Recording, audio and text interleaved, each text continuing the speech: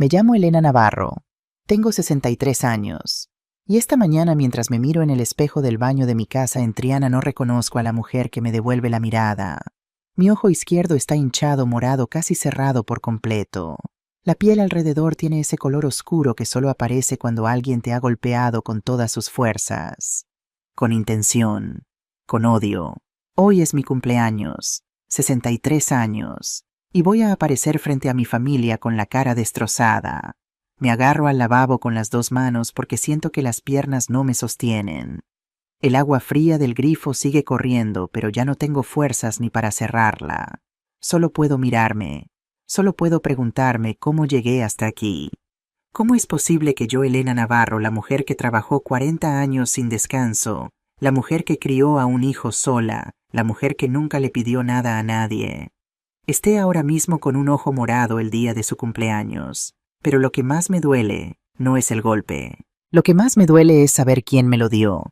Y lo que más miedo me da es imaginar lo que mi hijo va a decir cuando me vea. Porque ayer cuando me golpearon, mi hijo estaba ahí. Y no hizo nada para defenderme. Sigue mi historia hasta el final. Comenta desde qué ciudad me estás viendo, porque necesito saber que no estoy sola. Necesito saber que hay alguien ahí fuera que entiende lo que estoy a punto de contar. Porque lo que pasó en mi fiesta de cumpleaños, lo que mi hijo dijo delante de toda la familia, eso cambió mi vida para siempre, pero no de la manera que podrías pensar.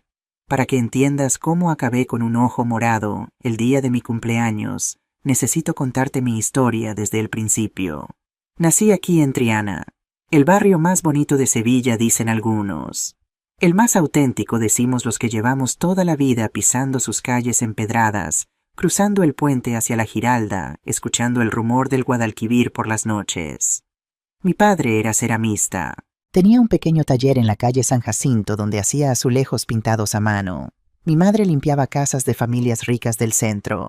Éramos pobres pero honrados. Esa era la frase que mi padre repetía cada noche antes de cenar.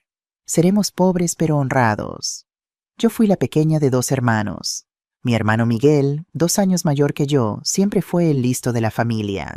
Estudió arquitectura, se fue a Madrid, montó su propio despacho. Le va bien, muy bien, pero nunca se casó. Dice que su trabajo es su esposa. Yo creo que simplemente nunca encontró a nadie que estuviera a su altura. Yo me quedé en Sevilla. Estudié magisterio en la Universidad Hispalense y conseguí plaza de maestra en el Colegio Público San Jacinto a 3 calles de donde nací. 38 años enseñando a leer y escribir a niños del barrio. 38 años viendo cómo crecían, cómo se casaban, cómo me traían a sus propios hijos para que yo también les enseñara. Me casé joven, a los 22 años, con un hombre llamado Héctor que trabajaba en una oficina del ayuntamiento. Era guapo, simpático, me hacía reír. Pensé que sería mi compañero para toda la vida. Me equivoqué. Antonio nació cuando yo tenía 23 años.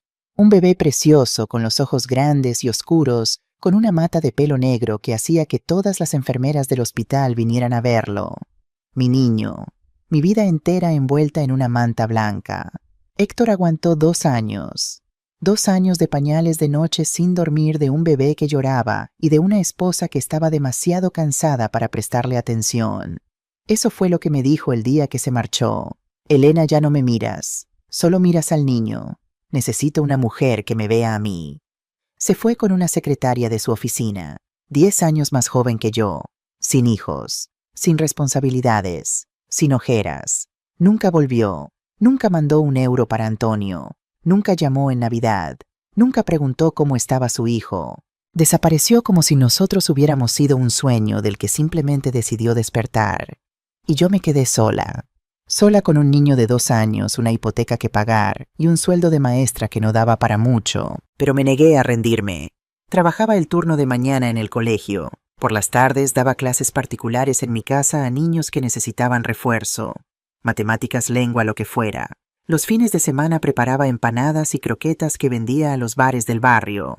Dormía 4 horas al día, a veces 3. Mi madre me ayudaba con Antonio cuando podía, pero ella también trabajaba. Así que muchas veces mi hijo crecía entre pupitres sentado en la última fila de mi clase mientras yo daba la lección dibujando en hojas de papel que me sobraban. Todo lo que ganaba, todo, era para él. para que tuviera ropa nueva en septiembre, para que pudiera ir a las excursiones del colegio, para que no sintiera vergüenza cuando los otros niños hablaban de sus padres y él no tenía nada que contar. Tu padre está muy lejos, cariño, le decía cuando preguntaba, pero mamá está aquí, y mamá siempre va a estar aquí. Cuando Antonio cumplió 10 años, mi padre murió. Fue un infarto. Estaba en su taller pintando un azulejo con el escudo del Betis para un cliente cuando el corazón simplemente dejó de latir. Lo encontró mi madre al volver de trabajar. El funeral fue pequeño e íntimo. Vecinos del barrio, algunos antiguos clientes, la familia más cercana. Miguel vino desde Madrid con traje oscuro y los ojos rojos. Nos abrazamos en el cementerio sin decir nada porque no había nada que decir. Una semana después el notario nos citó para leer el testamento. Mi padre, el ceramista de Triana, que siempre decía que éramos pobres pero honrados, nos dejó algo que ninguno de los dos esperábamos. 4 propiedades en Sevilla. La casa de Triana donde yo vivía, que resulta que era suya, y no del banco como yo siempre había creído.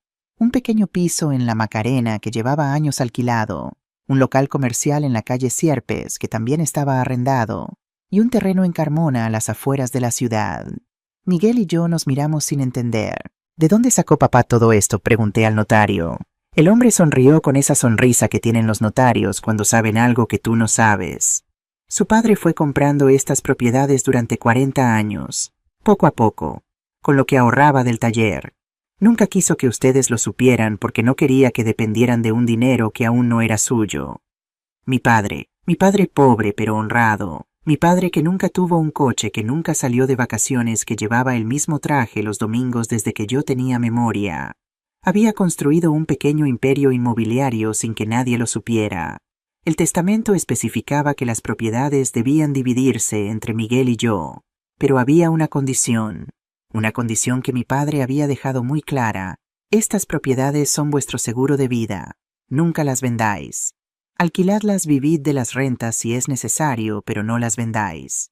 Son para vosotros y para vuestros hijos, para que nunca paséis necesidad. Miguel, que ya tenía su vida resuelta en Madrid, me propuso algo. Elena, quédate tú con todo. Yo no lo necesito. Tú estás sola con Antonio, te vendrá bien. Pero yo me negué. Mi padre había querido que compartiéramos, así que compartiríamos. Al final llegamos a un acuerdo. Yo me quedaría con la casa de Triana, el piso de La Macarena y el local de Sierpes. Miguel se quedó con el terreno de Carmona y una pequeña cantidad en efectivo que había en la cuenta de mi padre. Pero aquí viene lo importante. Nunca le conté a Antonio sobre la herencia. Sé lo que estás pensando. ¿Por qué? ¿Por qué guardar ese secreto? Déjame explicarte. Cuando mi padre murió, Antonio tenía 10 años. Era un niño bueno, cariñoso, pero también era un niño que había crecido sin padre. Un niño que veía cómo su madre trabajaba sin descanso para darle todo. Un niño que inconscientemente empezaba a pensar que el dinero caía del cielo, que alguien siempre estaría ahí para proveerle. Yo tenía miedo de que si Antonio sabía que su madre tenía propiedades, dejara de esforzarse. Miedo de que pensara que no necesitaba trabajar porque algún día lo heredaría todo. Miedo de criar a un hombre débil, dependiente, incapaz de valerse por sí mismo. Así que tomé una decisión. Seguiría viviendo exactamente igual, con el mismo sueldo de maestra, con las mismas clases particulares, con la misma austeridad de siempre. El dinero de los alquileres iría a una cuenta aparte, una cuenta que Antonio no conocía, una cuenta que sería su red de seguridad cuando yo ya no estuviera. Es para protegerle, me decía a mí misma. Es para que aprenda el valor del esfuerzo. Miguel fue el único que supo la verdad. Él me ayudaba a gestionar los alquileres, a renovar los contratos, a cobrar las rentas. Cada mes me llamaba para decirme cuánto había entrado en la cuenta. Elena, deberías vivir mejor, me decía. Tienes dinero suficiente para no trabajar más. Pero yo no quería dejar de trabajar. Trabajar era mi vida. Mis alumnos eran mi familia. Y además no quería que Antonio sospechara nada. Así que seguí comiendo arroz con huevo mientras mi cuenta bancaria secreta crecía. Seguí comprando ropa en el mercadillo mientras mis inquilinos pagaban religiosamente cada mes. Seguí siendo la Elena de siempre, pobre pero honrada, como mi padre. Antonio creció. Se convirtió en un buen estudiante. No brillante, pero constante. Aprobaba todo, nunca daba problemas, nunca me llevaba disgustos. Era un chico tranquilo, quizás demasiado tranquilo. A veces me preocupaba que fuera tan callado, tan poco expresivo, pero me decía a mí misma que cada persona es como es. Cuando cumplió 18 años, entró en la Universidad de Sevilla a estudiar Administración de Empresas. Yo lloré de alegría el día que me enseñó la carta de admisión. Mi hijo, mi niño, iba a la universidad. Pagué cada semestre con mi sueldo y con lo que ahorraba de las clases particulares. Nunca toqué el dinero de los alquileres. Ese dinero era sagrado, era para el futuro, no para el presente. Antonio se graduó a los 23 años. No con honores, pero se graduó. Conseguí a través de padres de mis alumnos que lo contrataran en una empresa de logística en el polígono industrial. No era un gran puesto, pero era un comienzo. Mi hijo tenía trabajo. Mi hijo era independiente. Mi hijo era un hombre. O eso creía yo. Antonio conoció a Patricia cuando tenía 25 años. Ella trabajaba como recepcionista en la misma empresa de logística. Era guapa, eso no lo voy a negar.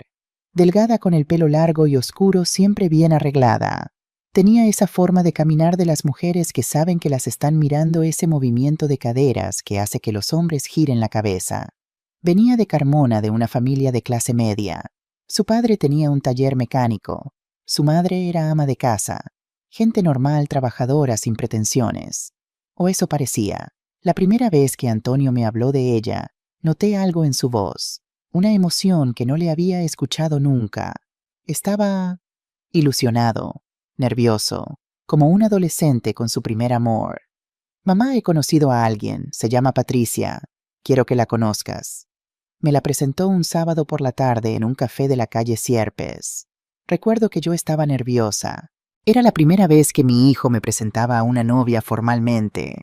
Quería causar buena impresión, quería que ella supiera que Antonio venía de una buena familia. Patricia llegó puntual, vestida con elegancia pero sin exagerar.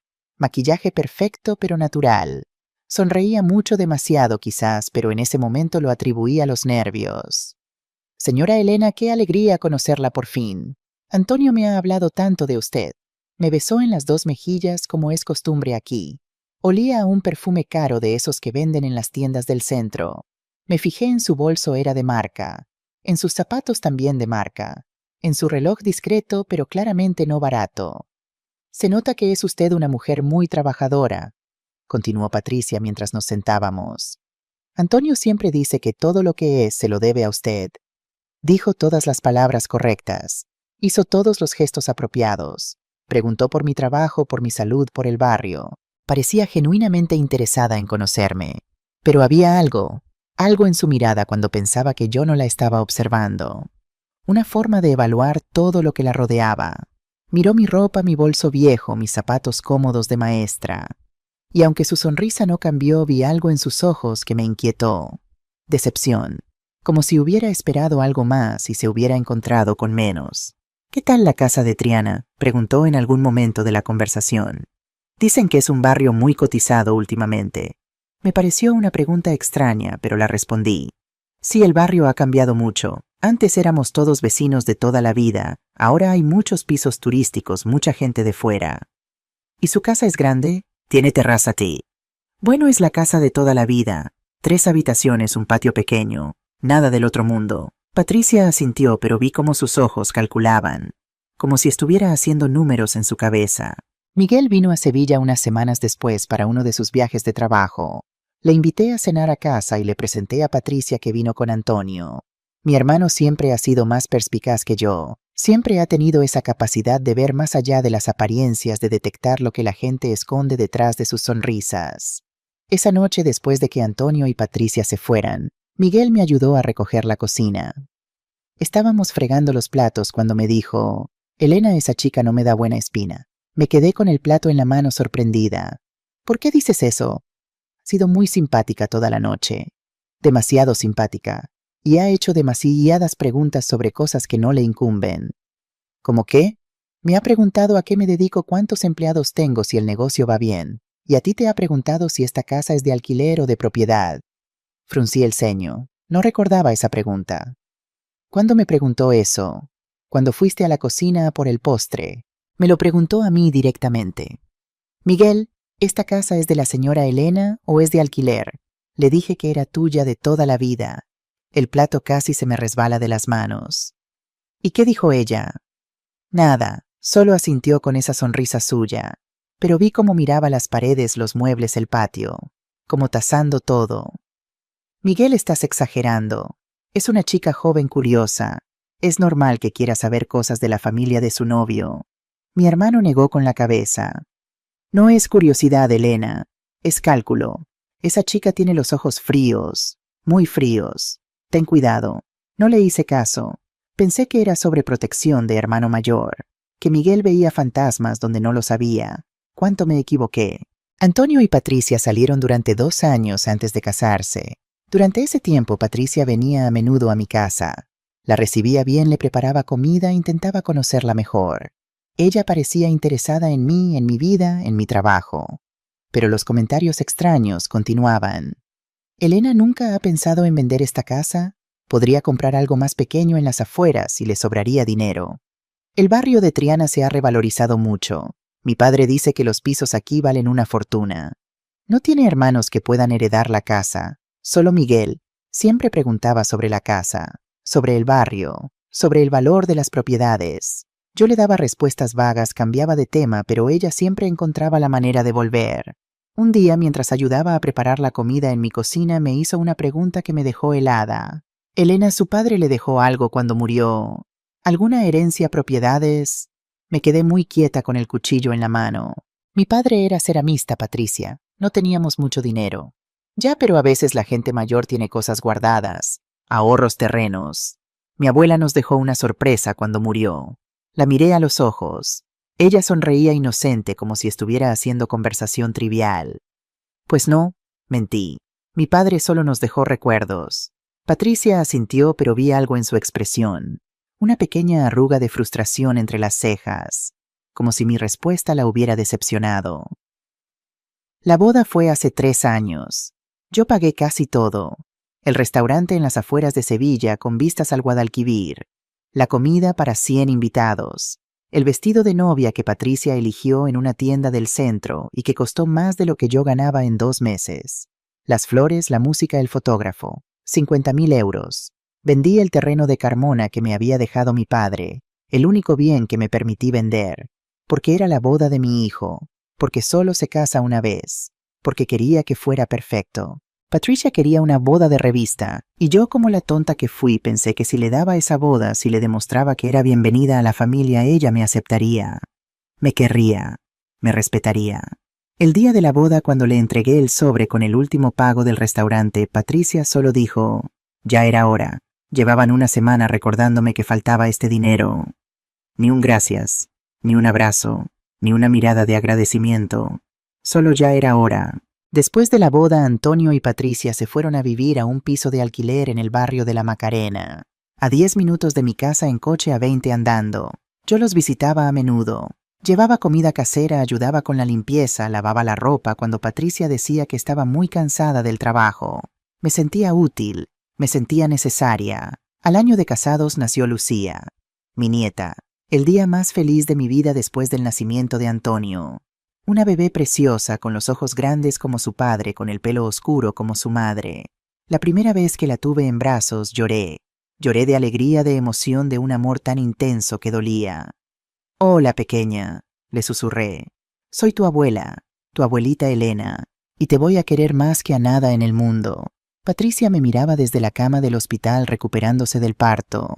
No sonreía, nunca sonreía cuando me veía con la niña. Durante el primer año de Lucía iba todos los días a ayudar.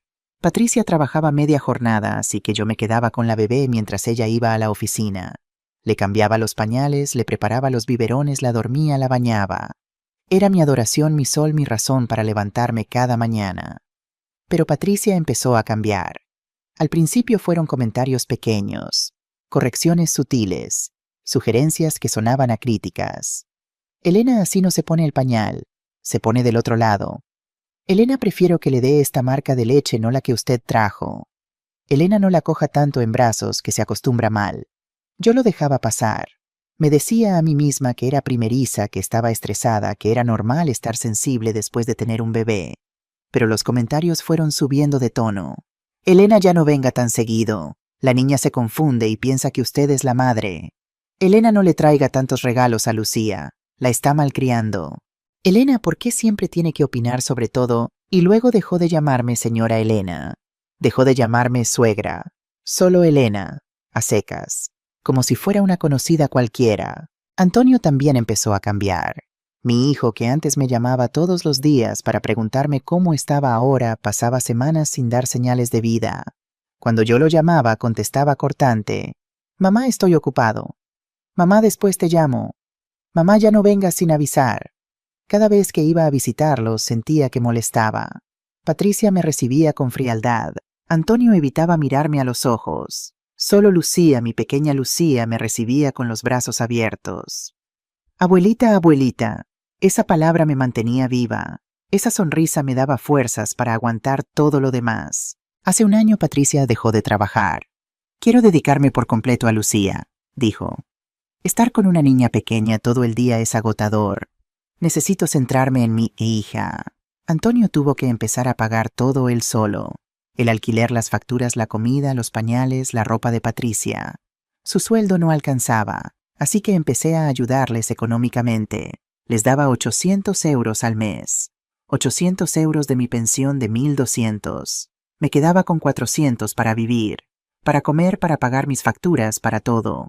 Comía arroz casi todos los días. Lentejas, garbanzos, lo más barato que encontraba. No compraba ropa nueva desde hacía años. No salía a ningún lado. No viajaba. No me daba ningún capricho. Todo mi dinero iba para ellos. Y Patricia lo recibía como si fuera su derecho. Extendía la mano, cogía el sobre con el dinero, lo guardaba en su bolso sin contar, sin dar las gracias. Como si yo le debiera ese dinero. Como si fuera su obligación recibirlo y la mía darlo. Nunca un «gracias, Elena». Nunca un «no se preocupe, nosotros podemos arreglarnos». Solo silencio. Y esa mirada fría que yo ya conocía tan bien. Hace 6 meses las cosas empeoraron. Antonio y Patricia empezaron a discutir mucho. Yo lo sabía porque Lucía, que ya tenía 2 años, me lo contaba con su lenguaje de bebé. Abuelita, papá y mamá gritan mucho. Abuelita, mamá llora. Abuelita, papá está triste. Un día fui a visitarlos sin avisar. Sé que Patricia me había dicho que no lo hiciera, pero estaba preocupada por mi nieta. Necesitaba verla. Llamé al timbre. Nadie respondió, pero oí voces dentro, voces altas. Usé la llave de emergencia que Antonio me había dado años atrás cuando se mudaron. Lo que vi me dejó helada. Patricia estaba de pie en medio del salón gritándole a Antonio: «Eres un inútil, no sirves ni para mantener a tu familia. Tu madre te malcrió, y por eso no sabes ser hombre». Antonio estaba sentado en el sofá con la cabeza entre las manos. No decía nada. No se defendía. Solo recibía los gritos en silencio como un niño castigado. Cuando me vieron en la puerta, los dos se quedaron mudos. Antonio se levantó avergonzado. «Mamá, no es el mejor momento». Patricia me miró con odio puro, un odio que ya ni siquiera intentaba disimular. «Claro, ahí viene la santa de tu madre a salvarte otra vez. Eres un niño de 31 años que todavía corre con su mami». No dije nada. Me di la vuelta y me fui. Esa noche Antonio me llamó. Estaba llorando. «Mamá, perdóname. Patricia está muy estresada. La situación económica nos tiene mal a los dos. No quise que escucharas eso». «¿Siempre te habla así?», pregunté. Silencio. «A veces, cuando se enfada, pero después se le pasa». «Hijo, eso no está bien. Nadie tiene derecho a hablarte así». «Mamá, por favor, no te metas. Es mi matrimonio. Yo lo manejo». Lo perdoné, como siempre, porque era mi hijo. Porque lo quería, porque pensaba que el amor de una madre debe ser incondicional. Hace 3 meses Patricia empezó a dejarme a Lucía por días enteros. «Necesito tiempo para mí, Elena. Estar con una niña todo el día es agotador». Yo aceptaba encantada. Me encantaba tener a mi nieta conmigo. Le leía cuentos, le cantaba canciones, le preparaba papillas caseras. Era la luz de mi vida. Pero un día, cuando fui a devolver a Lucía, encontré a Patricia arreglándose para salir. Vestido nuevo. Ajustado corto de esos que no te pones para ir al supermercado. Tacones altos. Maquillaje perfecto. Pelo recién peinado. «¿Vas a algún sitio?», pregunté intentando sonar casual.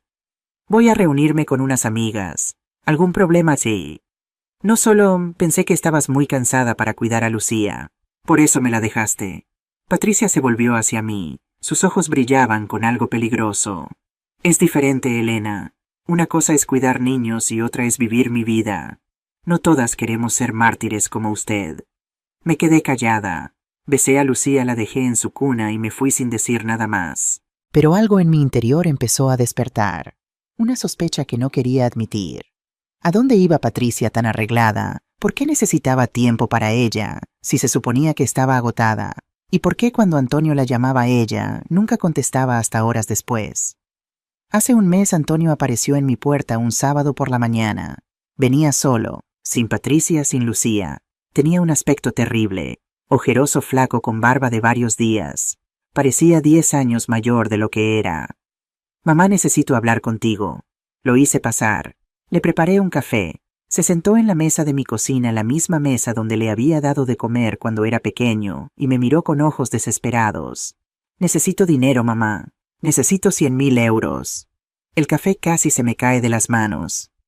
100.000 euros, Antonio, ¿para qué necesitas tanto dinero? Tengo deudas de las tarjetas de crédito. Si no pago van a demandarme. Pero hijo, ¿cómo te has endeudado tanto? Su expresión cambió, de desesperación a irritación.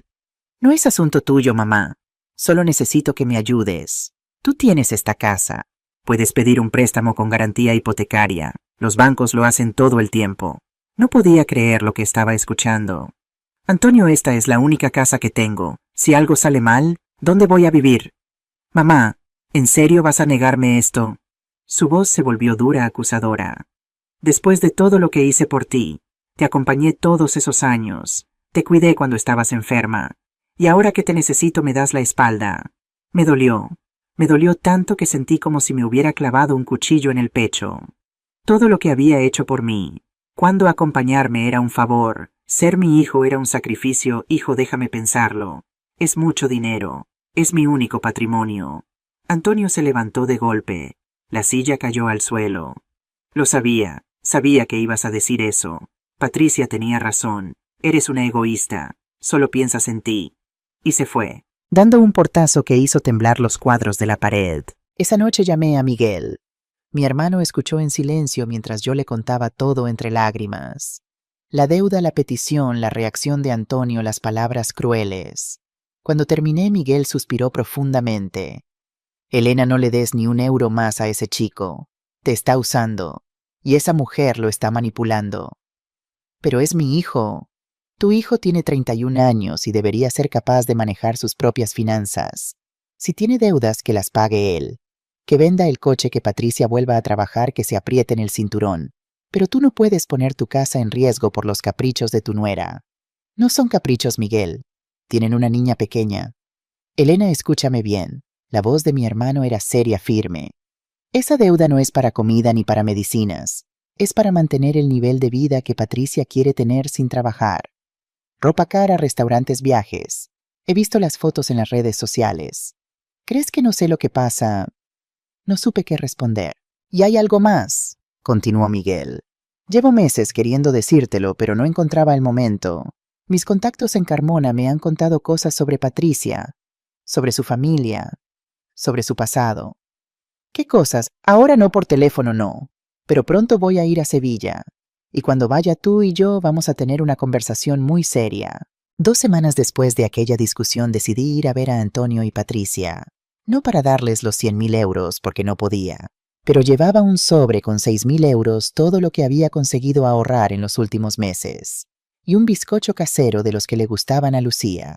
Quería hacer las paces, quería arreglar las cosas, quería que mi hijo volviera a mirarme con amor y no con resentimiento. Llamé al timbre. Patricia abrió. Su cara cuando me vio era de puro desprecio. Ni siquiera intentó disimular. ¿Qué quieres, Elena? Vine a hablar con Antonio y a traeros esto. Le tendí el bizcocho y el sobre. Ella cogió el sobre, lo abrió, contó los billetes y se rió. Una risa seca, cruel, burlona. 6.000 euros, ¿en serio esto es lo mejor que puedes hacer? Patricia, es lo que tengo. Y además quería hablar con Antonio sobre el préstamo. No puedo arriesgar mi casa, pero podemos buscar otras opciones. Quizás... Otras opciones, me interrumpió. ¿Sabes qué, Elena? Estoy harta de tus otras opciones. Estoy harta de tu cara de mártir. Estoy harta de que vengas aquí con tus limosnas como si fueras la gran salvadora. Solo quiero ayudar. No quieres ayudar. Quieres controlar. Quieres que Antonio siga siendo tu bebé. Quieres que todos estemos eternamente agradecidos contigo. Pero ¿sabes qué? Ya nadie te aguanta, Elena. Antonio salió de la habitación. ¿Qué pasa aquí? Tu madre ha traído 6.000 euros, dijo Patricia con voz burlona. 6.000. La gran Elena Navarro, la mujer que se sacrificó por su hijo, trae 6.000 euros miserables. Sentí que me ardían las mejillas, de vergüenza, de rabia, de impotencia. Antonio, hijo, por favor. Mamá, ya vete. Mi hijo ni siquiera me miraba a los ojos. Vete y no vuelvas hasta que tengas el dinero completo. Una semana después volví. No podía rendirme. Era mi hijo. Era mi nieta. Había pasado por cosas peores en la vida. Podía aguantar unos gritos, unas malas caras. Lo importante era mantener la familia unida. Llamé al timbre. Patricia abrió. Esta vez su rostro era de furia absoluta. «Otra vez tú. ¿No entiendes que no te queremos aquí? Solo quiero ver a Lucía. Por favor, Patricia. Solo unos minutos con mi nieta. Lucía no necesita una abuela entrometida. Es mi nieta. Tengo derecho a verla». Patricia dio un paso adelante invadiendo mi espacio personal. Lucía es mi hija, y yo decido quién la ve y quién no. Intenté mirar por encima de su hombro. Vi a Lucía en el salón jugando con unos bloques de colores. Mi pequeña, mi sol. Sin pensar di un paso hacia adelante intentando entrar. Patricia me empujó con fuerza. Retrocedí, pero no me fui. «Patricia, por favor. Que me dejes en paz, te he dicho». Y entonces cometí un error. El error más grande de mi vida. Dije lo que pensaba. «Eres una malagradecida. Mi hijo merece algo mejor que tú». El tiempo se detuvo.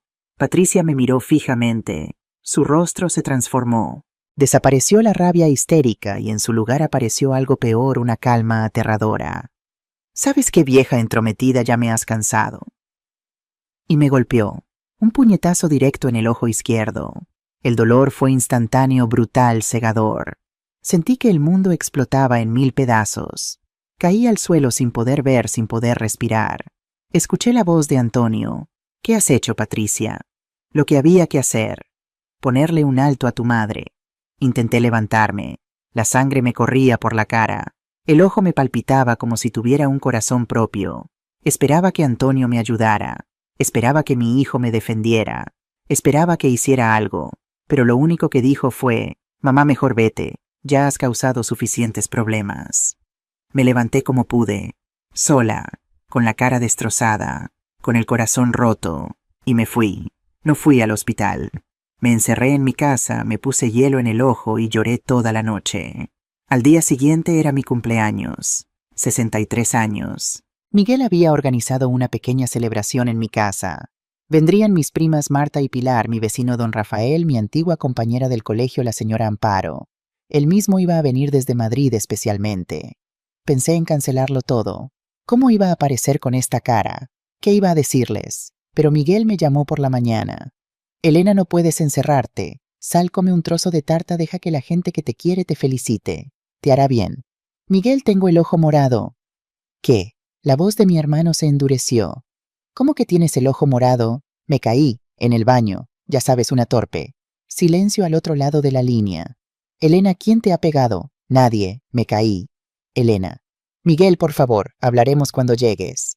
Colgué antes de que pudiera insistir. La fiesta empezó a las 6 de la tarde. Miguel había llegado temprano para decorar globos azules y blancos, un cartel de feliz cumpleaños, platos de aperitivos.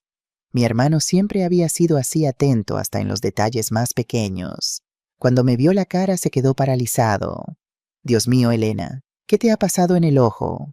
«Me caí, ya te lo dije». Me miró directamente con esos ojos que siempre han sido capaces de ver a través de mis mentiras. «¿Quién te hizo esto?» «Miguel, por favor. Es mi cumpleaños. No quiero hablar de eso ahora». No dijo nada más, pero vi cómo apretaba la mandíbula, cómo sus puños se cerraban, cómo su cuerpo se tensaba con una rabia contenida. «¿Va a venir Antonio?», preguntó con voz fría. Dijo que sí, con Patricia y Lucía. Miguel asintió lentamente. «Bien, Los invitados fueron llegando poco a poco. Marta con su marido, Pilar sola como siempre, don Rafael con una botella de vino, la señora Amparo con un ramo de flores. Todos me saludaron con cariño. Todos notaron el ojo morado. Todos preguntaron qué había pasado. Me resbalé en el baño. Ya sabéis cómo soy de torpe. Nadie me creyó. Podía verlo en sus caras. Pero por educación, por respeto, no insistieron. A las 7 en punto sonó el timbre. Miguel fue a abrir. Era Antonio, Patricia y Lucía. Mi nieta entró corriendo con los bracitos abiertos.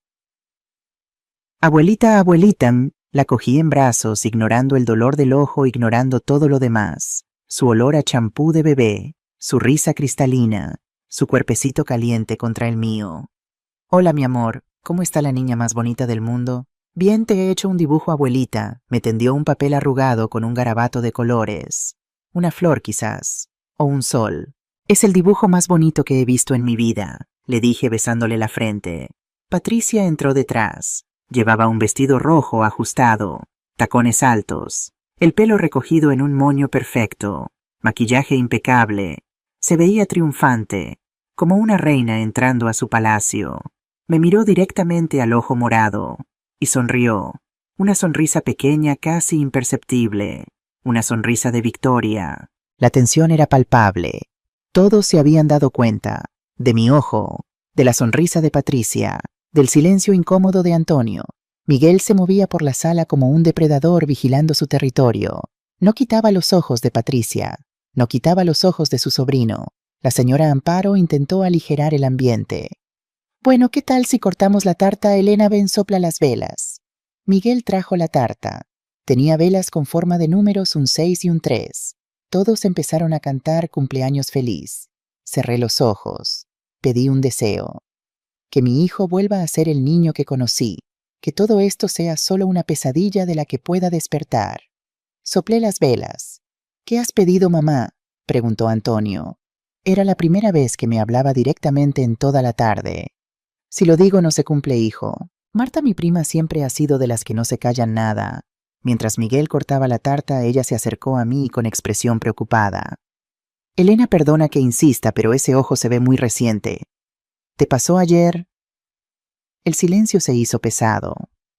Fue ayer, admití en voz baja. ¿Y no fuiste al médico? Un golpe así a tu edad puede ser peligroso. Antes de que pudiera responder, Patricia intervino. Su voz sonaba dulce, preocupada, pero yo conocía ese tono. Era veneno disfrazado de miel. Ay, Marta, es que Elena es muy terca. Le decimos que tenga cuidado, que ya no está para andar subiéndose a escaleras a limpiar ventanas, pero no hace caso. Antonio y yo siempre estamos pendientes de ella. ¿Verdad, amor? Antonio asintió sin decir palabra, como un muñeco, como un títere manejado por hilos invisibles. Pero bueno, continuó Patricia, así son las personas mayores, tercas, se creen todavía jóvenes y se ponen en peligro. La forma en que dijo personas mayores me atravesó como un cuchillo. No dijo mi suegra, no dijo Elena, dijo personas mayores, como si estuviera hablando de un objeto inútil que ya había cumplido su función. Pilar, mi otra prima, no se había movido de su rincón, pero había estado observando, siempre observando. Patricia, dijo de pronto con voz tranquila, ese moretón en el ojo de Elena no parece de una caída, parece de un golpe, de un puñetazo, diría yo.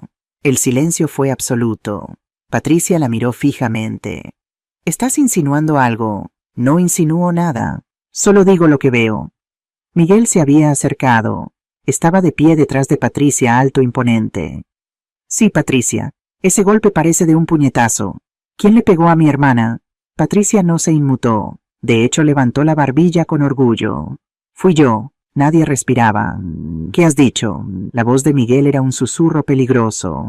He dicho que fui yo quien le pegó. Vino a mi casa a insultarme, a decirme que no soy suficiente para su precioso hijo. Así que le enseñé que en mi casa yo pongo las reglas. «Eres una salvaje», gritó Marta. «¿Cómo te atreves?» «Me atrevo porque alguien tenía que poner a Elena en su lugar. Y lo volveré a hacer si es necesario». Todos miraron a Antonio. Esperaban que dijera algo, que se levantara, que defendiera a su madre, que mostrara un mínimo de dignidad. Pero Antonio solo miraba al suelo, con los puños apretados, con los hombros hundidos, sin decir nada. Antonio, dije con voz suplicante. Hijo, di algo, por favor. Levantó la vista, me miró a los ojos, y en ese momento vi algo que me destrozó más que el golpe, más que los insultos, más que todo. Vi que mi hijo estaba perdido, vi que ya no era el niño que yo había criado, vi que Patricia lo había roto por completo, y entonces en lugar de defenderme mi hijo, se puso de pie, caminó hasta donde estaba Patricia, la abrazó delante de todos, y dijo las palabras que nunca olvidaré mientras viva: mi madre se lo buscó. Patricia tiene razón. Mi madre siempre ha sido controladora, siempre metiéndose en nuestras cosas. Patricia solo hizo lo que yo no tuve valor de hacer, ponerle un límite. El mundo se derrumbó a mi alrededor. Mi hijo, mi único hijo, el niño por el que sacrifiqué mi juventud, mi dinero, mis sueños. Estaba ahí delante de toda mi familia, justificando que su esposa me golpeara. Marta empezó a llorar. La señora Amparo se llevó la mano al pecho. Don Rafael negaba con la cabeza, murmurando algo inaudible.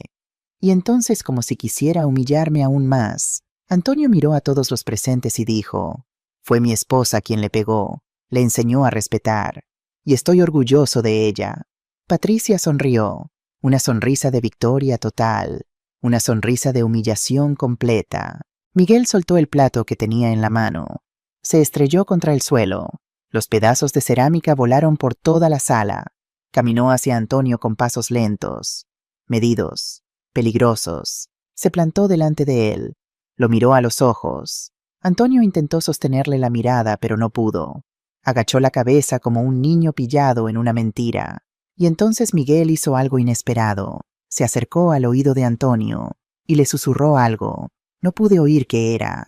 Nadie pudo oírlo. Pero vi la cara de Antonio cambiar, de desafiante a confundida, de confundida a asustada, de asustada a aterrorizada. Se puso pálido, blanco como la pared. Abrió la boca, pero no salió ningún sonido. Sus manos empezaron a temblar. ¿Qué has dicho?», logró articular finalmente. Miguel no repitió las palabras, solo le dio una palmada en el hombro, de esas que parecen amistosas pero que en realidad son una amenaza.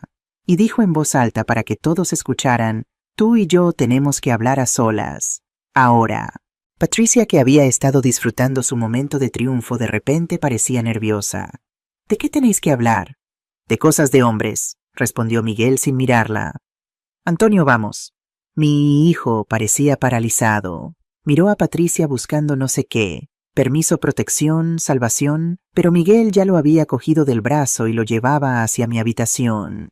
La puerta se cerró detrás de ellos, y todos nos quedamos en la sala en silencio absoluto, preguntándonos qué demonios le había dicho mi hermano a mi hijo, qué secreto había revelado, qué verdad había soltado que tenía el poder de transformar la arrogancia de Antonio en puro terror. Patricia caminaba de un lado a otro como un animal enjaulado. Se mordía las uñas. Miraba hacia la puerta cada pocos segundos. Ya no sonreía. Ahora en su cara solo había miedo. Los minutos que siguieron fueron los más largos de mi vida. Marta y Pilar me habían rodeado una a cada lado, como protegiéndome de algo invisible. Don Rafael había ido a la cocina a preparar café, probablemente para tener algo que hacer con las manos. La señora Amparo rezaba en voz baja, moviendo los labios sin emitir sonido. Lucía, ajena a todo, jugaba con los restos de la tarta en su plato. Y yo solo podía mirar la puerta cerrada de mi habitación, preguntándome qué estaba pasando ahí dentro, preguntándome qué sabía Miguel que yo no sabía, preguntándome si cuando esa puerta se abriera algo habría cambiado, o si todo seguiría igual, o si todo sería aún peor. Pasaron 5 minutos, 10, 15. Patricia no podía más. Se acercó a la puerta y tocó. «Antonio, amor, ¿estás bien?». No hubo respuesta. Tocó más fuerte. «Antonio». La puerta se abrió de golpe. Era Miguel. Su rostro estaba serio, pétreo, pero había algo en sus ojos que no le había visto nunca. Satisfacción, justicia. «Antonio quiere hablar con su madre», dijo. «A solas». «¿Qué no yo también voy a entrar?». Patricia intentó pasar. Miguel le bloqueó el camino. No la tocó. Solo se plantó delante de ella como una pared. «He dicho que a solas. Tú te quedas aquí». «Es mi marido. Tengo derecho a...». «No tienes ningún derecho. La voz de Miguel era de hielo. Ahora siéntate y espera tu turno, porque créeme, tú y yo también vamos a tener una conversación muy interesante. Patricia abrió la boca para protestar, pero algo en la mirada de mi hermano la detuvo. Se quedó ahí temblando de rabia, de miedo, de impotencia. Miguel me miró. Elena, tu hijo te necesita. Me levanté con las piernas temblando. Le pasé a Lucía a Pilar y caminé hacia mi habitación, hacia mi hijo, hacia la verdad que estaba a punto de descubrir.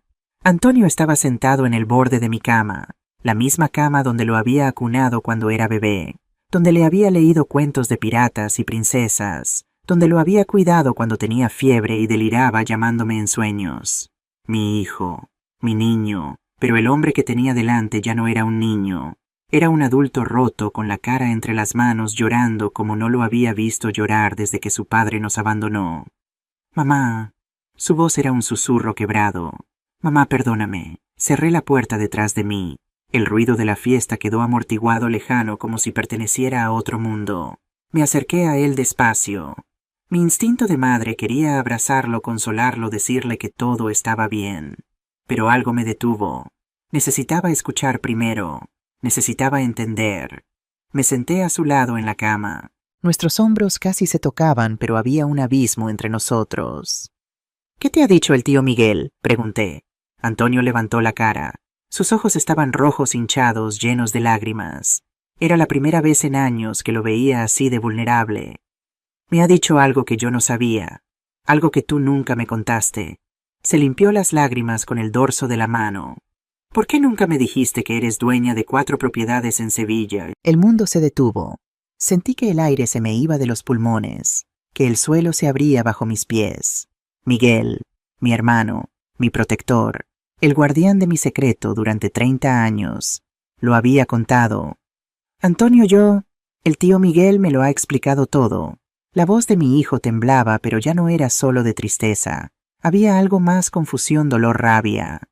La casa de Triana, un piso en la Macarena, un local en la calle Sierpes, todo alquilado, todo generando dinero cada mes. Hijo, déjame explicarte. Explicarme qué, mamá. Se puso de pie alejándose de mí. Explicarme por qué durante todos estos años te he visto trabajar como una mula, por qué comías lentejas 5 días a la semana, por qué llevabas la misma ropa desde que tengo memoria.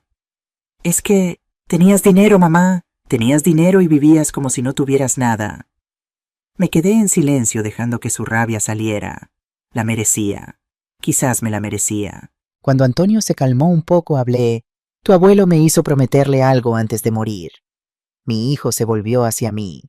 ¿Qué? Me hizo prometerle que nunca vendería esas propiedades, que las alquilaría y que el dinero sería mi seguro de vida, y el tuyo, y el de tus hijos.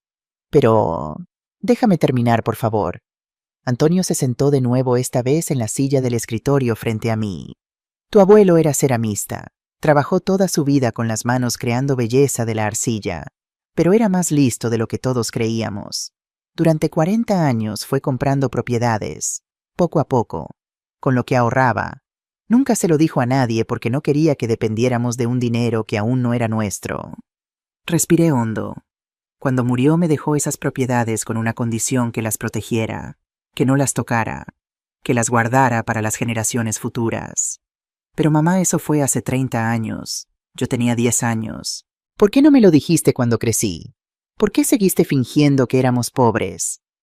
La pregunta dolía porque la respuesta también dolía. Porque tenía miedo, Antonio. ¿Miedo de qué? Miedo de que si sabías que había dinero dejaras de esforzarte. Miedo de que pensaras que no necesitabas trabajar porque algún día lo heredarías todo. Miedo de... Me callé.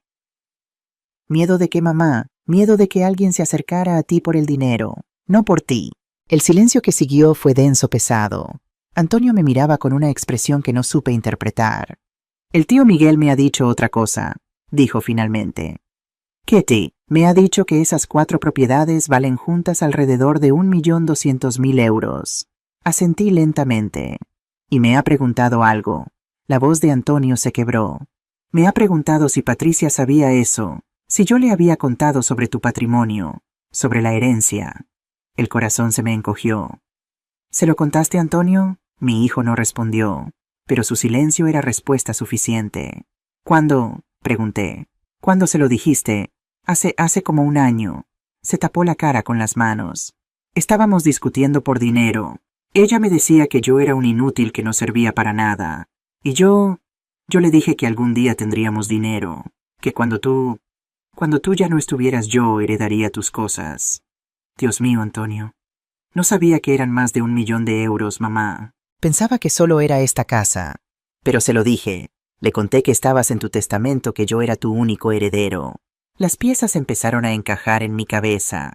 El cambio de actitud de Patricia hace un año, los comentarios sobre mi edad, las indirectas sobre las personas mayores y sus achaques, las preguntas sobre si yo iba al médico, si me cuidaba, si tenía alguna enfermedad. ¿Y qué dijo ella cuando se lo contaste?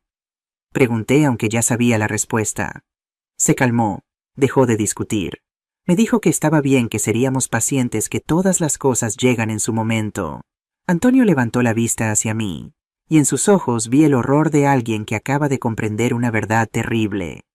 Mamá, ¿crees que ella quería que tú... No pude responder. No hizo falta. Hay más, dijo Antonio después de un largo silencio.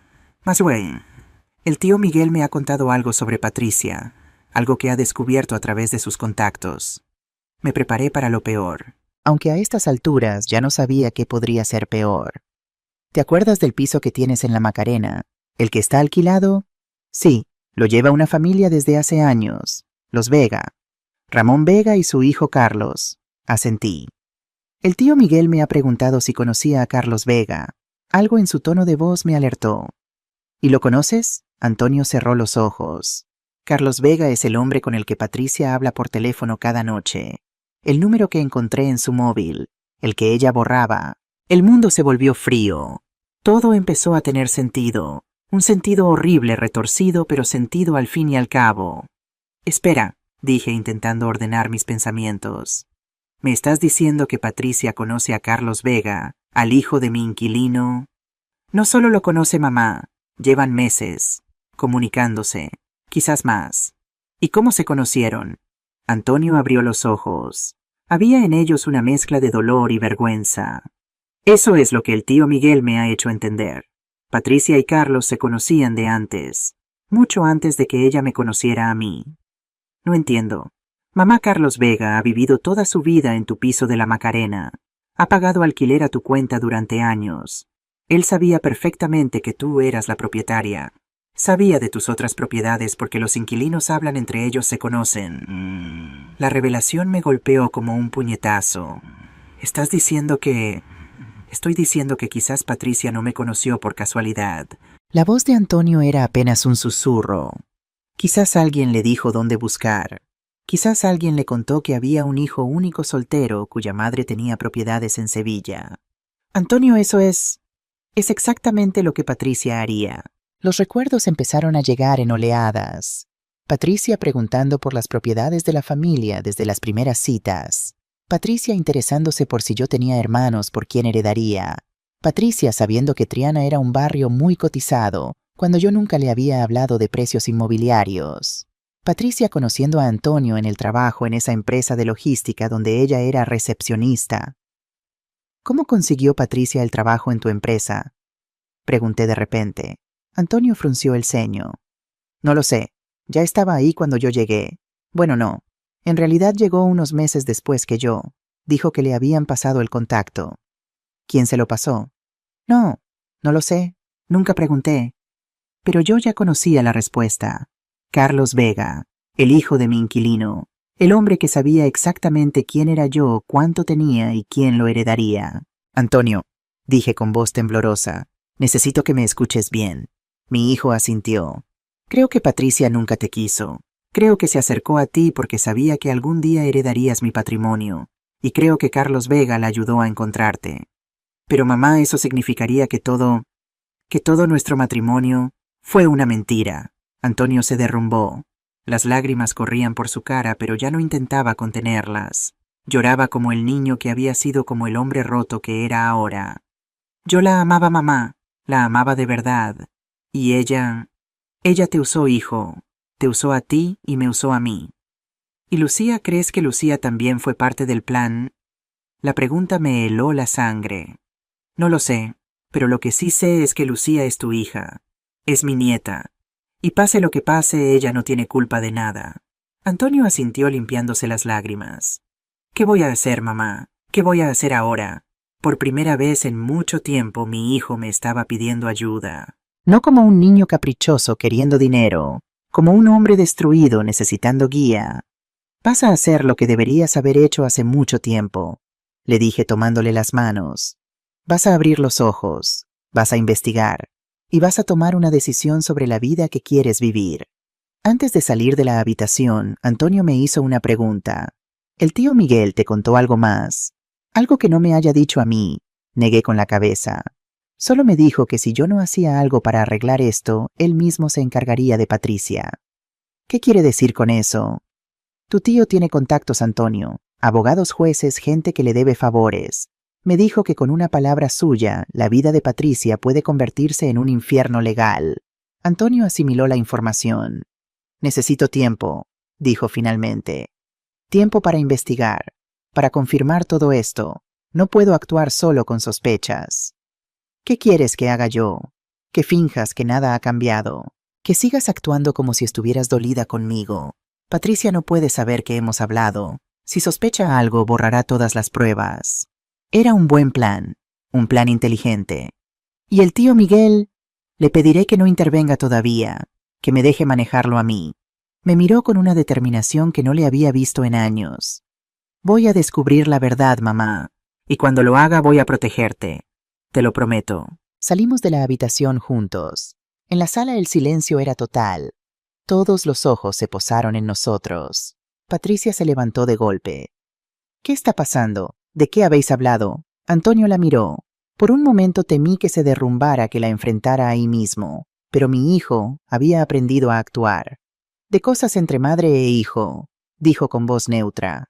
No te incumbe. Patricia abrió la boca para protestar, pero algo en la expresión de Antonio la detuvo. Miguel se acercó a nosotros. ¿Todo bien? Antonio asintió. Todo bien, tío. Gracias por abrirme los ojos. Y entonces hizo algo que no esperaba nadie. Se arrodilló. Mi hijo de 31 años se arrodilló delante de mí en medio de la sala con toda la familia mirando. Mamá, perdóname. Las lágrimas volvieron a mis ojos. Fui un cobarde, fui un mal hijo. Permití que te golpearan y lo defendí. No merezco tu perdón, pero te lo pido de rodillas. Porque te quiero. Porque eres lo mejor que me ha pasado en la vida. Y porque casi lo pierdo todo por ser un idiota. Me arrodillé junto a él, lo abracé, como cuando era pequeño, como cuando tenía pesadillas y corría a mi cama. Ya estás perdonado, mi amor, ya estás perdonado. Patricia nos miraba con una expresión que nunca olvidaré. Era pánico, pánico puro, porque sabía que algo había cambiado, que su control sobre Antonio se había roto. Lo que no sabía era que esto apenas estaba empezando. Los días que siguieron a mi cumpleaños fueron extraños. Por fuera todo parecía igual. Antonio seguía viviendo con Patricia. Yo seguía en mi casa de Triana. Nos veíamos poco, apenas nos hablábamos. Pero por dentro todo era diferente. Antonio me llamaba desde números desconocidos, siempre rápido, siempre cauteloso. Mamá, no puedo hablar mucho. Patricia está en la ducha. Solo quería decirte que he contratado a alguien. ¿A quién? Un detective privado. Se llama Álvaro. Trabajó 20 años en la Policía Nacional antes de retirarse. Ahora se dedica a esto. ¿Qué le has pedido que investigue? Todo. Las salidas de Patricia, sus llamadas, su relación con Carlos Vega, su pasado. Su pasado. El tío Miguel me dijo que hay cosas que no sabemos sobre ella. Quiero saber qué cosas son. Pasaron 2 semanas. Antonio me llamó una noche cuando Patricia supuestamente estaba con sus amigas. Mamá, tengo los mensajes. ¿Qué mensajes? Instalé una aplicación en su móvil cuando dormía. Recupera conversaciones borradas. Mamá lleva 8 meses hablando con Carlos Vega. El corazón me dio un vuelco. ¿Qué dicen los mensajes? Son explícitos, mamá. Románticos. Ella lo llama mi amor. Le dice que cuenta los días para estar con él. Que yo soy un estorbo temporal. Sentí la rabia arder en mi pecho. Por mi hijo. por mi nieta, por mí misma. ¿Hay algo más? Sí. La voz de Antonio se quebró. En uno de los mensajes, Patricia le dice a Carlos que pronto todo se resolverá, que la vieja no va a durar mucho más. El escalofrío que recorrió mi espalda fue real. Antonio, está hablando de ti, mamá. Está esperando a que mueras. 3 días después, Antonio volvió a llamar. He descubierto algo más. Que fui a hablar con la madre de Patricia, doña Consuelo en Carmona. ¿Por qué? Porque necesitaba saber cosas de su pasado. Le dije que estaba preocupado por Patricia, que la notaba estresada, que quería ayudarla. ¿Y qué te contó? Silencio al otro lado de la línea. Antonio, ¿qué te contó? Mamá Patricia ya estuvo casada antes de conocerme a mí. La revelación me dejó sin palabras. ¿Qué tal? Se casó a los 22 años con un hombre mayor, un comerciante de Carmona. El matrimonio duró 3 años. ¿Y qué pasó? Lo dejó cuando el tipo perdió su negocio, cuando se quedó sin dinero. Se llevó algunas cosas de valor de la casa y desapareció. ¿Y nunca te lo contó? Nunca. Cuando le pregunté por su pasado me dijo que había tenido novios, pero nada serio, que yo era su primer amor verdadero. La amargura en su voz era palpable. Me mintió desde el principio, mamá, desde el primer día. ¿Qué más te dijo doña Consuelo? Me dijo algo que me dejó helado. Me dijo, Antonio, mi hija es ambiciosa, demasiado. La quiero porque es mi hija, pero no soy ciega. Ten cuidado. Su propia madre te advirtió. Sí. Y me contó que Patricia le pidió dinero hace 2 meses, 15.000 euros. Le dijo que era para una emergencia médica de Lucía.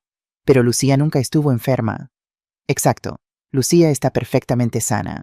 Nunca ha habido ninguna emergencia médica. ¿Para qué quería ese dinero? Probablemente para sus salidas con Carlos, para los hoteles, para sus planes. Una semana más tarde, Álvaro el detective entregó su informe. Antonio me lo contó todo en una llamada de madrugada cuando Patricia dormía. Tengo fotos, mamá. Fotos de Patricia con Carlos, en cafeterías, en restaurantes, entrando en un hostal a las afueras de Sevilla.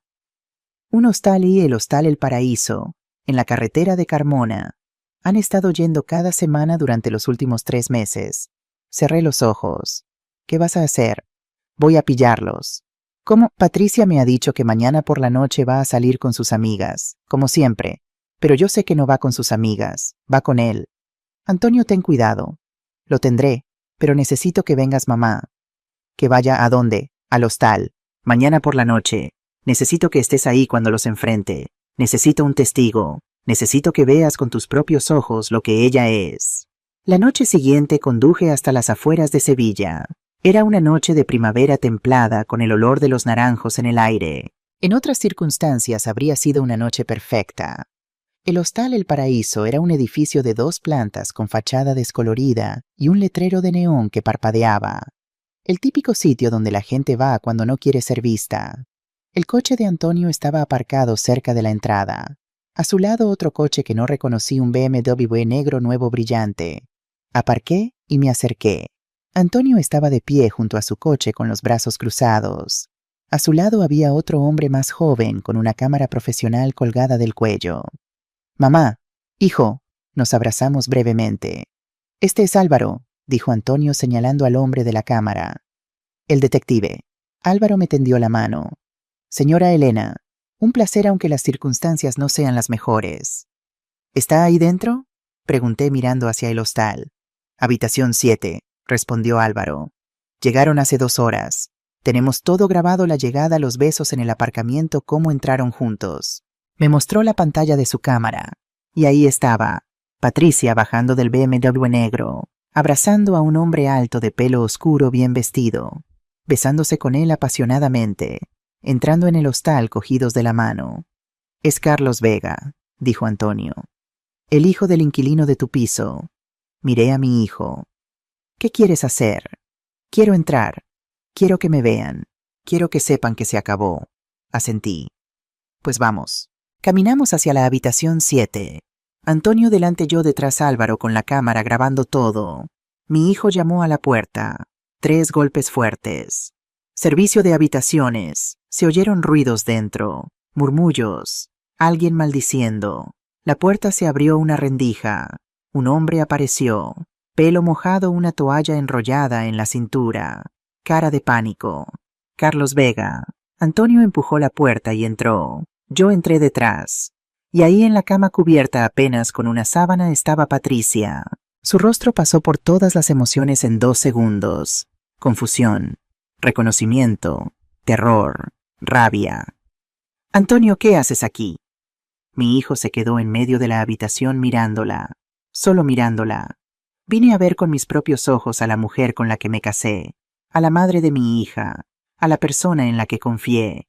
Patricia intentó cubrirse mejor con la sábana. No es lo que parece. No, Antonio sacó su teléfono. Porque yo tengo aquí todos tus mensajes con Carlos. 8 meses de conversaciones. Planes para divorciarte de mí. Planes para quedarte con la herencia de mi madre. Planes para irte con él. Patricia palideció. ¿Cómo los conseguí? Eso no importa. Lo que importa es que lo sé todo. Sé que Carlos te dijo dónde encontrarme. Sé que nunca me quisiste. Sé que solo estabas esperando a que mi madre muriera para quedarte con su dinero. Carlos intentó intervenir. Oye, tío, yo no sabía que ella estaba casada al principio. Cállate. La voz de Antonio era peligrosamente tranquila. Tú eres el hijo de Ramón Vega. Has vivido toda tu vida en el piso de mi madre. Sabías perfectamente quién era ella, y le contaste a Patricia cómo encontrarme. Carlos no dijo nada, pero su silencio era confesión suficiente. Patricia cambió de estrategia. Las lágrimas empezaron a brotar. Su voz se volvió suplicante. Antonio, por favor, déjame explicar. Esto pasó porque tú ya no me prestabas atención. Estabas siempre estresado por el dinero. Yo me sentía sola. Sola a ti. Antonio la interrumpió. Te sentías sola mientras gastabas mi dinero en ropa, mientras yo trabajaba doble turno para mantenerte, mientras mi madre nos daba 800 euros cada mes de su pensión. Tu madre... Patricia escupió las palabras con desprecio. Tu madre siempre metiéndose, siempre controlando. Por su culpa. Mi madre no tiene nada que ver con el hecho de que tú seas una mentirosa y una ladrona. Nunca había oído a mi hijo hablar así, con tanta fuerza, con tanta claridad. Voy a pedir el divorcio, continuó Antonio. Voy a pedir la custodia completa de Lucía, y voy a usar todo esto como prueba. Señaló la cámara de Álvaro. Todo grabado, tu infidelidad, tu relación con Carlos, tus mentiras. Patricia perdió la compostura. No puedes hacer eso, Lucía es mi hija. Lucía es nuestra hija, y voy a protegerla de ti. Entonces Patricia me vio. Hasta ese momento no había reparado en mi presencia, pero ahora sus ojos se clavaron en mí con un odio que podía sentir físicamente. Tú. Caminó hacia mí olvidando la sábana, olvidando a Carlos, olvidando todo. Tú tienes la culpa de todo esto, tú con tu dinero escondido, tú con tus secretos. Si hubieras sido una suegra normal, si hubieras compartido lo que tenías. Si hubiera compartido lo que tengo que, respondí con voz firme. Me habrías querido más, habrías tratado mejor a mi hijo. Patricia se detuvo. No, continué, no habrías hecho nada diferente, porque a ti solo te importa el dinero, solo te importa lo que puedes conseguir de los demás, y cuando ya no hay nada que conseguir desapareces. Usted no sabe nada de mí. Sé que dejaste a tu primer marido cuando se quedó sin dinero. Sé que le pediste 15.000 euros a tu madre diciendo que Lucía estaba enferma. Sé que llevas 8 meses engañando a mi hijo mientras le sacabas dinero. Lo sé todo, Patricia, y créeme, el juez también lo va a saber. Carlos, que había aprovechado la confusión para vestirse, intentó escabullirse hacia la puerta. ¿A dónde crees que vas?, le dijo Antonio. Yo no tengo nada que ver con esto. Esto es entre vosotros. Tú tienes todo que ver con esto. Tú le dijiste a Patricia dónde encontrarme. Tú sabías de las propiedades de mi madre. Tú planeaste esto con ella. No puedes probar nada de eso. No, Antonio sonrió fríamente. Álvaro, ¿tienes los registros de llamadas? El detective asintió. 3 años de llamadas entre Carlos Vega y Patricia Moreno, antes de que ella conociera a Antonio. Mucho antes. Carlos palideció. Eso no significa nada. Significa que os conocíais antes de que Patricia empezara a trabajar en mi empresa. Significa que no fue casualidad. Significa que todo fue un plan. Antonio se volvió hacia Patricia. Voy a ser muy claro. Mañana voy a hablar con un abogado. Voy a iniciar los trámites de divorcio. Voy a pedir la custodia de Lucía. Y voy a usar todas estas pruebas. Antonio, por favor. Si cooperas y firmas sin pelear, podemos hacer esto de forma civilizada. Podrás ver a Lucía con visitas supervisadas. Visitas supervisadas es mi hija, es nuestra hija. Y después de todo lo que has hecho, deberías agradecer que te deje verla. Patricia empezó a llorar, pero ya no eran lágrimas de actuación, eran lágrimas de derrota. Y una cosa más, dijo Antonio acercándose a ella. Si alguna vez te acercas a mi madre de nuevo, si la tocas, si la amenazas, si siquiera pronuncias su nombre, voy a usar cada contacto que mi tío Miguel tiene para destruirte legalmente. ¿Me has entendido? Patricia no respondió. Solo lo miraba con odio, con impotencia, con miedo. Antonio se dio la vuelta. Vámonos, mamá. Salimos de la habitación. Dejamos a Patricia y a Carlos en ese cuarto sórdido bajo la luz amarillenta de una lámpara barata. En el aparcamiento Antonio se derrumbó. Se apoyó en su coche y lloró. Lloró como no lo había visto llorar desde que era niño. Lo abracé. Ya pasó, hijo. Ya pasó lo peor. Me mintió durante años, mamá. Me hizo creer que yo era el problema, que yo era insuficiente. Pero ahora sabes la verdad, y la verdad te hace libre. Álvaro se despidió discretamente prometiendo tener todas las pruebas organizadas para el abogado. Nos quedamos ahí madre e hijo en el aparcamiento de un hostal de carretera bajo las luces de neón que parpadeaban. ¿Y ahora qué?, preguntó Antonio. Ahora empezamos de nuevo, juntos, sin secretos, sin mentiras. ¿Me vas a perdonar algún día por todo? Ya te perdoné, hijo, desde el momento en que te arrodillaste delante de mí en mi cumpleaños. Esa noche condujimos de vuelta a Sevilla. Antonio en su coche, yo en el mío, separados pero juntos. Mi hijo iba a quedarse en mi casa esa noche. No quería volver al piso donde había vivido 3 años de mentiras. Mañana iría a recoger a Lucía. Mañana empezaría la batalla legal. Pero esta noche solo necesitábamos descansar.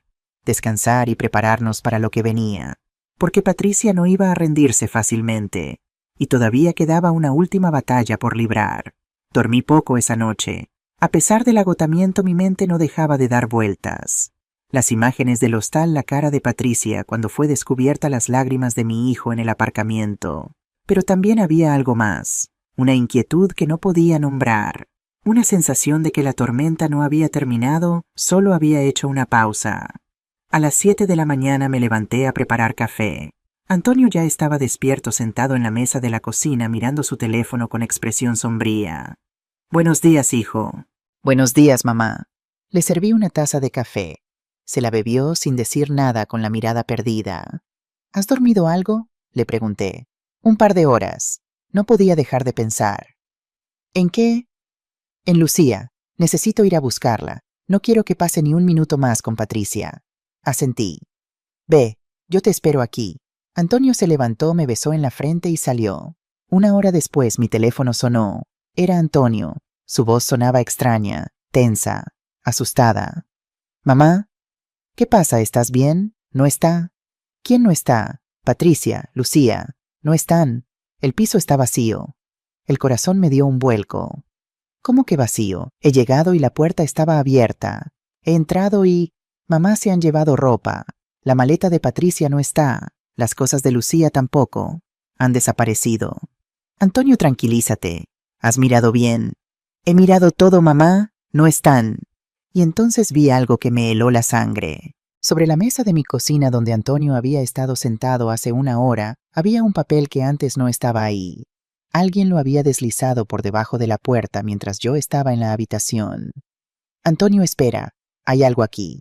Cogí el papel con manos temblorosas. Era una nota escrita a mano, la letra de Patricia. «Si quieres volver a ver a tu hija, vas a hacer exactamente lo que te diga. No llames a la policía. No le digas a tu madre. No le cuentes a nadie. Quiero 300.000 euros. En efectivo. Tienes 3 días. Si no pagas, me llevaré a Lucía fuera de España y nunca más la verás. Espera mi llamada».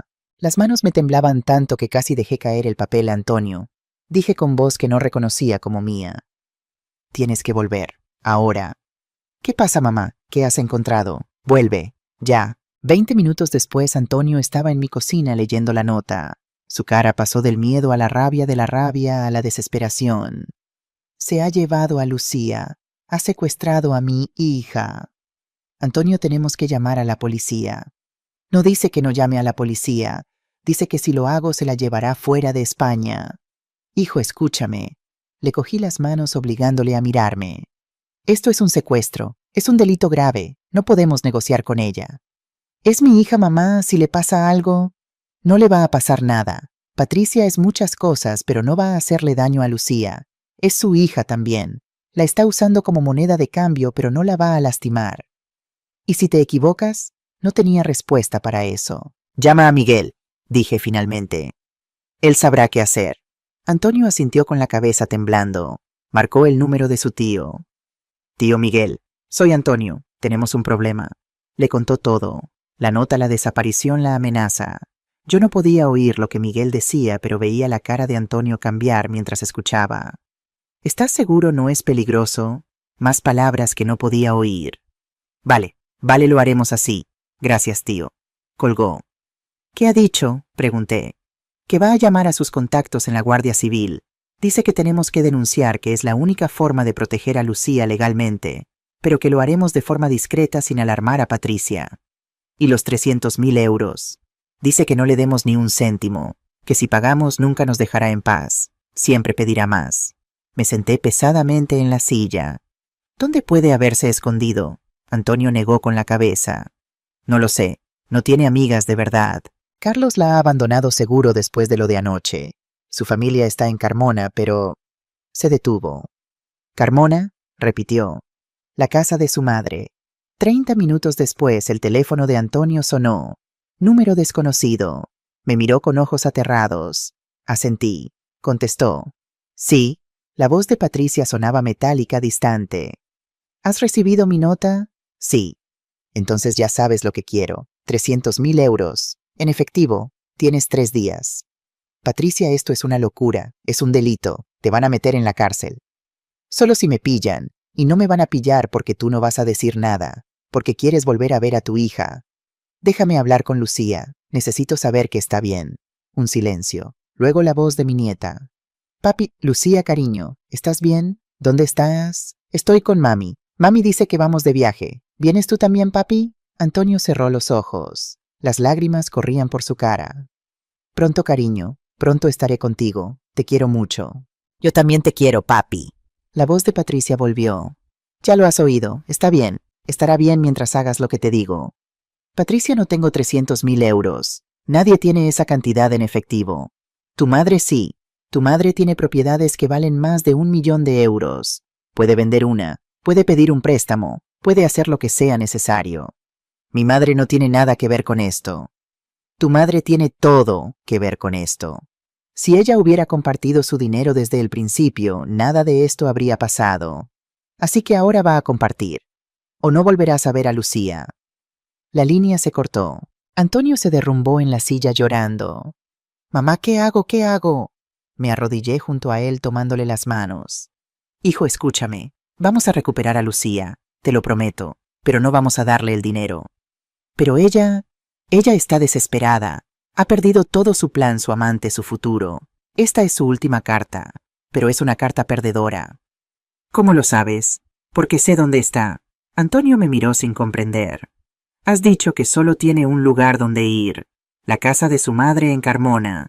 No tiene dinero para hoteles, Carlos la ha abandonado, no tiene amigas. Solo le queda doña Consuelo. La esperanza brilló en los ojos de mi hijo. ¿Crees que está ahí? Estoy segura.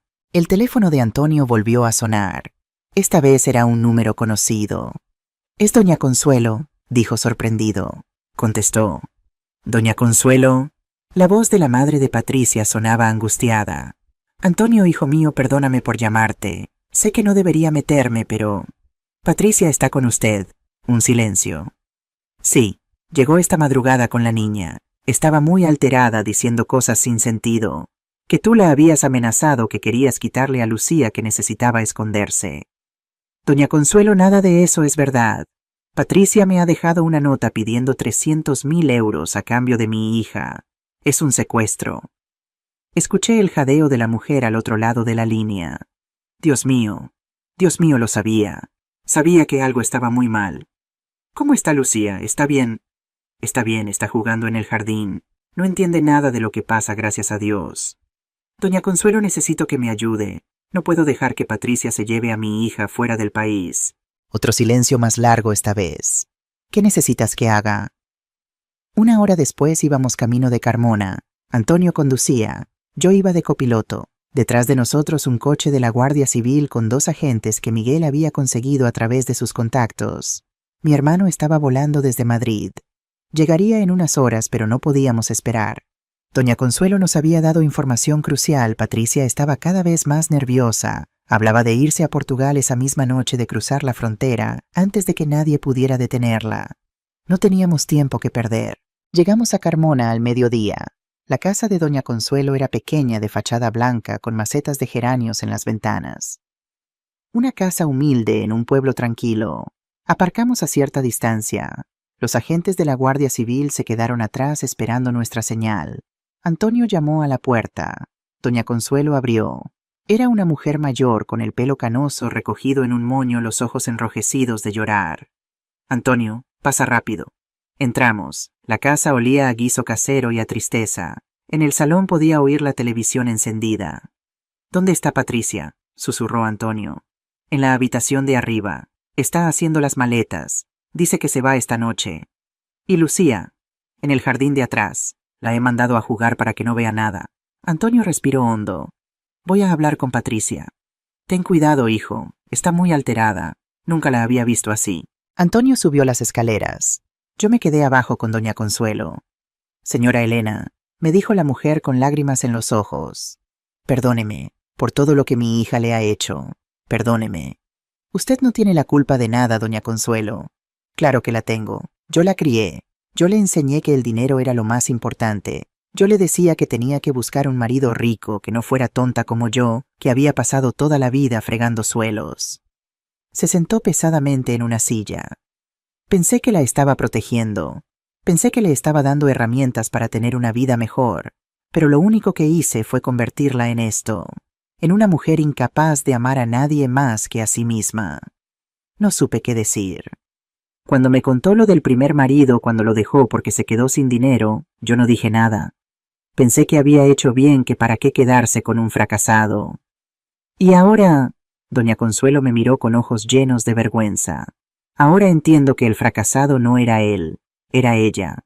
Y la culpa es mía. Se oyeron gritos arriba, la voz de Patricia histérica, la voz de Antonio firme. No puedes obligarme a nada. Lucía es mi hija. Es nuestra hija, Patricia, y lo que estás haciendo es un delito. Me da igual todo. Si no puedo tener el dinero, al menos me quedaré con ella. Es lo único que me queda. Doña Consuelo se levantó alarmada. Voy a buscar a Lucía. Hay que sacarla de aquí antes de que esto se ponga peor. Salió hacia el jardín trasero. Yo subí las escaleras. La puerta de la habitación estaba abierta. Patricia estaba de pie junto a una maleta a medio hacer, con el pelo revuelto y los ojos enrojecidos. Parecía 10 años mayor que la última vez que la había visto. Todo el glamour, toda la elegancia habían desaparecido. Solo quedaba una mujer desesperada. Antonio estaba frente a ella intentando mantener la calma. Patricia, piensa en lo que estás haciendo. Si te llevas a Lucía fuera del país, será secuestro internacional. Irás a la cárcel. Nunca más podrás verla. Tú me has quitado todo, gritó Patricia. Mi marido, mi casa, mi futuro. Y ahora quieres quitarme también a mi hija. Yo no te he quitado nada. Tú lo has perdido todo por tus propias decisiones. Patricia me vio en la puerta. Su rostro se transformó en una máscara de odio puro. Tú. Todo es por tu culpa. Si hubieras muerto cuando debías, nada de esto habría pasado. Las palabras me golpearon como puñetazos, pero no retrocedí. Patricia, dije con voz tranquila, sé que estás asustada, sé que sientes que no tienes opciones, pero las tienes.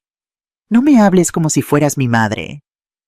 No soy tu madre, pero soy la abuela de Lucía, y Lucía te necesita, no en la cárcel, no fugitiva, te necesita aquí presente aunque sea de forma limitada. Patricia se detuvo. ¿Qué quieres decir? Quiero decir que si dejas de luchar ahora y entregas a Lucía pacíficamente, Antonio retirará la denuncia de extorsión. Podrás ver a tu hija con visitas supervisadas. Podrás ser parte de su vida. Y si no aceptas, la Guardia Civil está esperando afuera. Te detendrán, irás a juicio, y probablemente no vuelvas a ver a Lucía hasta que sea adulta. Patricia se quedó inmóvil. Las lágrimas empezaron a correr por su cara, pero esta vez no eran lágrimas de manipulación. Eran lágrimas de derrota, de agotamiento, de una mujer que finalmente se daba cuenta de que había perdido. No es justo, susurró. Nada de esto es justo. No, admití. No lo es. La vida no es justa, pero podemos elegir cómo responder a la injusticia. Podemos elegir hacer lo correcto aunque sea difícil. ¿Y qué es lo correcto según tú? Lo correcto es pensar en Lucía, en lo que ella necesita, no en lo que tú quieres, o en lo que yo quiero, o en lo que Antonio quiere, en lo que nuestra nieta necesita. Patricia cerró los ojos. Ella me quiere. A pesar de todo, ella me quiere. Lo sé, y siempre te va a querer. Eres su madre. Pero para que pueda seguir queriéndote tienes que estar ahí. Tienes que ser la mejor versión de ti misma. Y eso empieza hoy. Ahora. Un silencio largo, pesado. Luego Patricia se derrumbó. Cayó de rodillas en el suelo llorando como una niña. No sé cómo ser mejor. No sé cómo ser diferente. Es lo único que conozco. Usar a la gente. Manipular. Mentir. Es lo único que me enseñaron. Me acerqué a ella. Me arrodillé a su lado. Entonces aprende algo nuevo. Nunca es tarde para aprender. Patricia levantó la vista hacia mí. ¿Por qué me ayudas después de todo lo que te hice? Porque Lucía te necesita. Y porque aunque me cueste admitirlo, tú también mereces una oportunidad de cambiar. No por mí, no por Antonio, por ti misma. Doña Consuelo apareció en la puerta con Lucía en brazos. ¡Papi!, gritó la niña extendiendo los brazos hacia Antonio. Mi hijo la cogió, la abrazó con fuerza, enterrando la cara en su pelo. Mi niña, mi pequeña, ya está todo bien. Lucía miró a su madre en el suelo. ¿Mami llora? ¿Mami está triste? Patricia se levantó limpiándose la cara. Mami está bien, cariño, solo está un poco cansada. ¿Podemos ir a casa, papi? Quiero ver a la abuelita Elena. Antonio me miró. Yo asentí. Sí, cariño, vamos a casa. Una semana después todo había cambiado. Patricia fue detenida brevemente por los cargos de sustracción de menor y extorsión. Pero como había cooperado al final, como había entregado a Lucía sin resistencia, el juez decidió dejarla en libertad condicional mientras esperaba el juicio. Antonio contrató a un abogado recomendado por Miguel, un hombre serio, competente, especializado en derecho de familia. Con todas las pruebas que teníamos, los mensajes con Carlos, las fotos del hostal, el testimonio de doña Consuelo, la nota de extorsión, el caso era sólido. El divorcio se tramitó de forma acelerada. Patricia no peleó. Firmó todo lo que su abogado le puso delante. Aceptó la custodia compartida con Antonio como guardián principal. Aceptó visitas supervisadas una vez al mes. Aceptó no acercarse a mí sin permiso. A cambio, Antonio retiró los cargos de extorsión. Los de sustracción de menor siguieron adelante, pero el fiscal recomendó una pena reducida, dado que Patricia había cooperado y que Lucía no había sufrido ningún daño. El día del juicio fui a la audiencia. No tenía que ir. Nadie me obligaba, pero necesitaba ver el final de esta historia con mis propios ojos. Patricia estaba sentada en el banquillo de los acusados. Llevaba ropa sencilla sin maquillaje, con el pelo recogido en una coleta. Parecía una persona completamente diferente a la mujer que había conocido 3 años atrás. El juez leyó los cargos, escuchó los testimonios, revisó las pruebas y finalmente dictó sentencia. Patricia Moreno García, este tribunal la encuentra culpable de sustracción de menor en grado de tentativa. Dadas las circunstancias atenuantes, incluyendo su cooperación con las autoridades y la ausencia de daño al menor, se la condena a 2 años de libertad vigilada con la obligación de someterse a tratamiento psicológico y la prohibición de salir del país sin autorización judicial. Patricia asintió aceptando la sentencia. Cuando se levantó para salir, nuestras miradas se cruzaron. No había odio en sus ojos, solo vacío, agotamiento. Y quizás muy en el fondo algo parecido al arrepentimiento. Fuera del juzgado, Antonio me esperaba con Lucía. ¿Cómo ha ido?, preguntó. 2 años de libertad vigilada. Tratamiento psicológico obligatorio. Es menos de lo que merecía. Quizás, pero es más de lo que esperaba. Lucía tiró de mi manga. Abuelita, ¿podemos ir a comer churros? Sonreí cogiéndola en brazos. Claro que sí, mi amor. Todos los churros que quieras. El tiempo pasó. Los días se convirtieron en semanas, las semanas en meses. Y poco a poco la vida empezó a normalizarse. Antonio y Lucía se mudaron conmigo durante un tiempo. Mi casa, que había estado tan vacía durante tantos años, de repente se llenó de vida, de risas infantiles, de pisadas en el pasillo, de dibujos pegados en la nevera. Era extraño y maravilloso. Mi hijo encontró un trabajo nuevo mejor pagado, gerente de operaciones en una empresa de comercio internacional. Un amigo de Miguel le había conseguido la entrevista, pero el puesto se lo ganó él solo con su talento y su experiencia. El Antonio que veía ahora no tenía nada que ver con el hombre derrotado de hace unos meses. Sonreía más, dormía mejor, había recuperado el peso que había perdido. La luz había vuelto a sus ojos. Mamá, me dijo una noche mientras cenábamos los tres juntos, estoy buscando piso. ¿Te vas? Lucía necesita su propio espacio. Y tú también. No puedo quedarme aquí para siempre. Sentí una punzada en el corazón, pero sabía que tenía razón. ¿Has encontrado algo? Sonrió.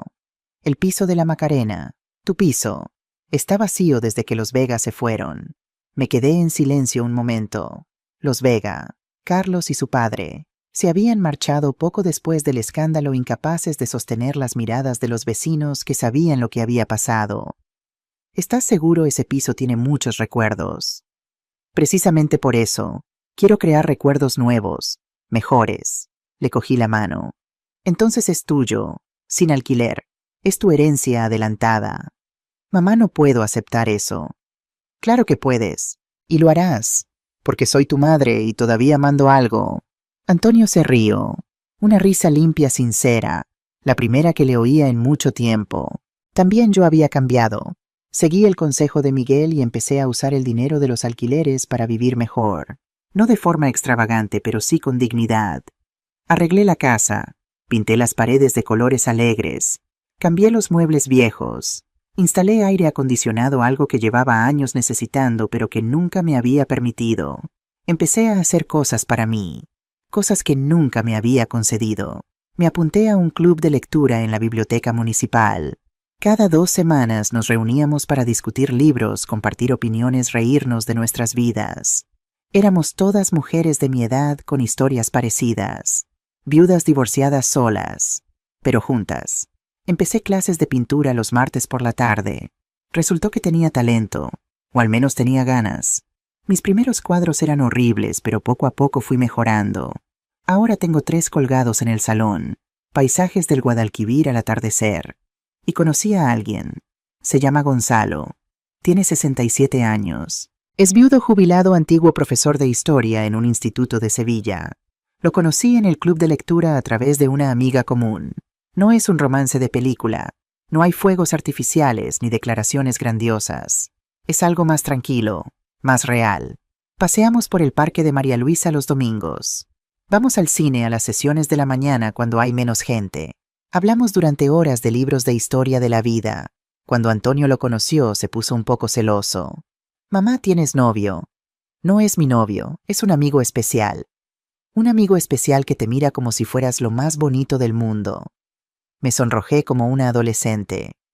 A mi edad las cosas son diferentes. No estamos planeando casarnos ni mudarnos juntos. Solo disfrutamos de la compañía del otro. ¿Y si te hace daño? Entonces aprenderé de ello. Pero no puedes protegerme de todo, hijo. Ya no eres el niño que cuido. Eres el hombre que me cuida. Pero eso no significa que tengas que controlar mi vida. Antonio sonrió. Tienes razón, como siempre. Patricia vino a ver a Lucía cada mes como dictaba el acuerdo. Las visitas eran en un centro especializado con supervisión. Al principio Lucía no entendía por qué no podía ir a casa de mamá, por qué tenían que verse en ese lugar extraño con señoras desconocidas mirando. Pero poco a poco se fue acostumbrando. Y Patricia parecía estar cambiando. Doña Consuelo me llamaba de vez en cuando para contarme cómo iba su hija. Había encontrado trabajo en una tienda de ropa en Carmona. Iba a terapia 2 veces por semana. Vivía con su madre ahorrando dinero intentando reconstruir su vida. No es la misma persona, me dijo doña Consuelo en una de esas llamadas. Algo se rompió dentro de ella cuando perdió todo, pero quizás necesitaba romperse para poder reconstruirse. No sé si la creo del todo, pero quiero creerla. Hace un mes Patricia pidió hablar conmigo. No tenía obligación de aceptar. El acuerdo especificaba que no podía acercarse a mí sin permiso, pero algo me dijo que debía escucharla. Nos encontramos en un café cerca del centro de visitas después de que Patricia viera a Lucía. Estaba diferente, más delgada, más pálida sin maquillaje. Llevaba ropa sencilla de esas que compras en tiendas de segunda mano. Sus uñas antes siempre perfectas estaban sin pintar y cortas. Gracias por venir, dijo cuando me senté frente a ella. ¿Qué quieres, Patricia? Quiero pedirte perdón. La miré sin decir nada. Sé que no significa nada viniendo de mí. Sé que no cambia lo que hice, pero necesito decirlo. ¿Por qué ahora? Porque mi psicóloga dice que es parte del proceso. Reconocer el daño que he causado. Pedir perdón a las personas que he herido. Intentar reparar lo que se pueda reparar. ¿Y qué crees que se puede reparar? Patricia bajó la mirada. Nada probablemente. Te golpeé. Intenté robarte. Intenté usar a tu nieta para extorsionarte. No hay forma de reparar eso. Entonces, ¿para qué pides perdón? Porque es lo correcto. Porque aunque tú no me perdones, yo necesito saber que al menos lo intenté. Nos quedamos en silencio un momento. El camarero trajo los cafés que habíamos pedido. Patricia no tocó el suyo. Mi psicóloga me ha ayudado a entender algunas cosas, continuó, sobre por qué soy como soy, sobre mi familia, mi educación, las creencias con las que crecí. ¿Y qué has entendido? Que el dinero nunca fue el problema. El problema era el vacío que sentía dentro que pensaba que el dinero podía llenar. Pero no puede. Nada puede llenarlo excepto trabajo interior, convertirme en alguien de quien no tenga que avergonzarme. ¿Y lo estás consiguiendo? Patricia se encogió de hombros. No lo sé. Algunos días me levanto y me siento diferente. Mejor, más ligera. Otros días me despierto y soy la misma de siempre pensando en cómo manipular a la gente para conseguir lo que quiero. Pero esos días son cada vez menos. ¿Eso es bueno? Sí, supongo que sí. Bebí un sorbo de mi café. Patricia, voy a decirte algo que probablemente no quieres oír. Ella levantó la vista. No te perdono. Sus ojos se llenaron de lágrimas, pero asintió. Lo entiendo. No te perdono porque el perdón no se puede forzar, no se puede pedir. Tiene que nacer de dentro cuando está preparado para nacer. ¿Y crees que algún día? No lo sé. Quizás sí, quizás no. Lo que sí sé es que no te odio.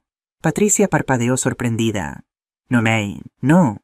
El odio requiere energía y yo ya no tengo energía para gastarlo en ti. Prefiero usar esa energía en vivir, en disfrutar de mi nieta, en conocer gente nueva, en pintar cuadros horribles que nadie quiere comprar. Patricia casi sonrió. También sé otra cosa, continué. Sé que Lucía te quiere, y que siempre te va a querer porque eres su madre, y por eso por ella espero que sigas mejorando, que te conviertas en la madre que ella merece. Lo intento, cada día lo intento. Entonces sigue intentándolo. Porque un día Lucía será adulta y te preguntará quién eras. Y querrás poder mirarla a los ojos y decirle que eras alguien de quien puede estar orgullosa. Nos despedimos poco después. No nos abrazamos, no nos dimos la mano. Solo un asentimiento, un hasta luego, y cada una siguió su camino. No sé si Patricia va a cambiar de verdad. No sé si su arrepentimiento es genuino o es otra manipulación más sofisticada. Pero ya no me importa, porque su camino es su camino, y el mío es el mío, y yo he elegido vivir. Hoy es domingo. Estoy en mi cocina preparando el desayuno. Tortilla de patatas, jamón serrano, pan con tomate. El olor del café recién hecho llena la casa. Afuera en el patio puedo oír las risas de Lucía jugando con su padre. Están plantando flores en macetas, ensuciándose las manos con tierra, disfrutando del sol de la mañana. Mi casa ya no es el refugio solitario de una mujer que sacrificó todo por los demás. Ahora es un hogar, lleno de vida, lleno de amor. Antonio y Lucía se mudaron al piso de la Macarena hace 3 meses, pero vienen cada domingo a comer conmigo. Es nuestra tradición, nuestra forma de estar juntos. Miguel viene desde Madrid cada 2 semanas. Trae regalos para Lucía, libros de arquitectura que la niña no entiende pero que le encantan porque tienen muchos dibujos. La relación entre él y Antonio ha cambiado. Antes había tensión, competitividad. Ahora son como amigos. Miguel le da consejos sobre trabajo, sobre dinero, sobre la vida. Y Antonio escucha, aprende, crece. Gonzalo también viene a veces. Se lleva bien con Antonio, hablan de fútbol y de política mientras yo pongo los ojos en blanco. Lucía le llama el amigo de la abuelita y le pide que le cuente historias de reyes y princesas. Después del desayuno, Antonio me ayuda a lavar los platos. Mamá, dice mientras seca un vaso, quiero darte las gracias. ¿Por qué? Por todo. Por criarme, por aguantarme, por perdonarme cuando no lo merecía. Eres mi hijo. No tienes que darme las gracias por quererte. Pero quiero hacerlo igualmente, porque durante mucho tiempo no supe apreciar lo que tenía. Estaba tan ocupado queriendo más, queriendo ser más, que no veía lo que ya era suficiente. Le miro a los ojos. Mi hijo, mi niño, el bebé que acuné en mis brazos hace 31 años. ¿Y ahora lo ves? Ahora lo veo. Veo que tengo una madre que me quiere incondicionalmente, una hija que es la luz de mi vida, un tío que siempre está ahí, una casa, un trabajo, salud, paz. Sonríe. Es más de lo que la mayoría de la gente tiene, y no lo voy a volver a dar por sentado. Por la tarde, cuando Antonio y Lucía se han ido, me siento en el patio con una taza de té. El sol se está poniendo sobre Triana, pintando el cielo de naranja y rosa. Puedo oír las campanas de la iglesia, a lo lejos el murmullo del río, las voces de los vecinos volviendo del paseo. Pienso en todo lo que ha pasado este año. El golpe, la traición, el dolor, pero también la reconciliación, la justicia, el amor recuperado. ¿Valió la pena? No lo sé. Ojalá nada de esto hubiera ocurrido. Ojalá Patricia hubiera sido diferente. Ojalá mi hijo nunca hubiera perdido su camino. Pero ocurrió, y no puedo cambiarlo. Lo único que puedo hacer es elegir cómo sigo adelante, y elijo seguir adelante con gratitud, con esperanza, con amor. Me llamo Elena Navarro. Tengo 63 años. Soy maestra jubilada, madre, abuela, hermana, amiga. Soy mujer. Durante 40 años de mi vida me definí por lo que daba a los demás, por mis sacrificios, por mi capacidad de aguantar, de callar, de poner a todos antes que a mí misma. Pensaba que eso era amor. Pensaba que eso era ser buena madre, buena persona. Me equivocaba. El amor verdadero no es sacrificio ciego. El amor verdadero es respeto mutuo. Es poner límites. Es decir no cuando hay que decir no. Es cuidar de ti misma para poder cuidar de los demás. El amor verdadero no es desaparecer para que otros brillen. Es brillar juntos. Si estás leyendo esto, si has llegado hasta aquí, quiero decirte algo. No importa tu edad. No importa lo que hayas vivido, no importa cuántas veces te hayan hecho daño o cuántas veces hayas caído, nunca es tarde para empezar de nuevo, nunca es tarde para poner límites, nunca es tarde para elegir tu propia felicidad. Si tienes hijos que no te valoran, si tienes familia que te usa, si tienes gente en tu vida que solo te ve como un recurso, ten el valor de alejarte, aunque duela, aunque sea difícil, aunque la sociedad te diga que las madres deben aguantar todo. No. Las madres también merecen ser felices. Las mujeres también merecen ser respetadas. Las personas mayores también merecen vivir con dignidad. No dejes que nadie te golpee, ni física ni emocionalmente. No dejes que nadie te use. No dejes que nadie te robe tu dignidad. Y si lo hacen, levántate. Busca ayuda. Pelea. Porque tú vales. Porque tu vida importa. Porque mereces amor, respeto y paz. El sol se ha puesto ya. Las estrellas empiezan a asomar en el cielo de Sevilla. Me levanto de la silla, recojo la taza de té, entro en mi casa. Mañana será otro día de vida, de posibilidades, de pequeñas alegrías. Y yo estaré ahí para vivirlo, porque he aprendido después de 63 años que la vida no es lo que te pasa, la vida es lo que haces con lo que te pasa. Y yo he elegido hacer algo hermoso,